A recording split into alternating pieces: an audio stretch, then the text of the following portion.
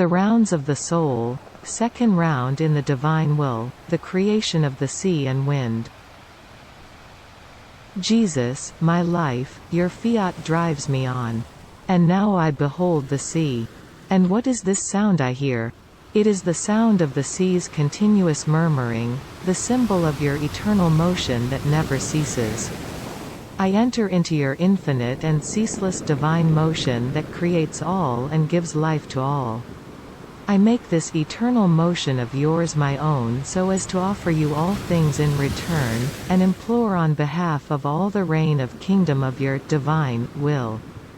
Behold me, O Jesus, within your incessant motion that transports me up to heaven and into the ocean's deepest abyss. Wherever I discern your motion, life or murmuring, I issue forth my incessant cry.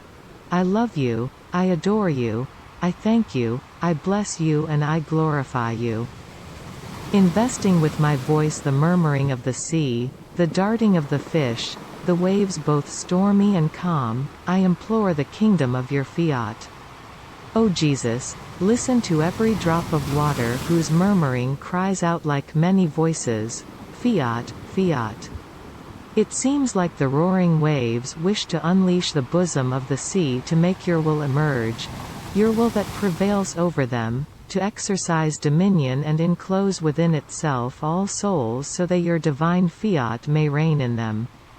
In this sea I come to praise and love you, Jesus. In its murmuring I praise and love your incessant motion. In its huge waves your fortitude and justice. In its clear and limpid waters your purity that knows no blemish. In its grandeur all of your grace and your immensity that envelop and conceal everything within itself.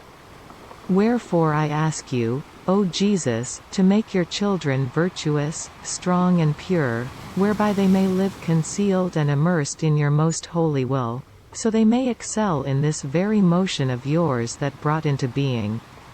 Jesus, my life, I now contemplate the wind to love, praise, bless and proclaim the power of your will that exercises dominion over it, its cooling freshness, its raw power and impetuous force capable of uprooting, demolishing and carrying off whatever it comes across.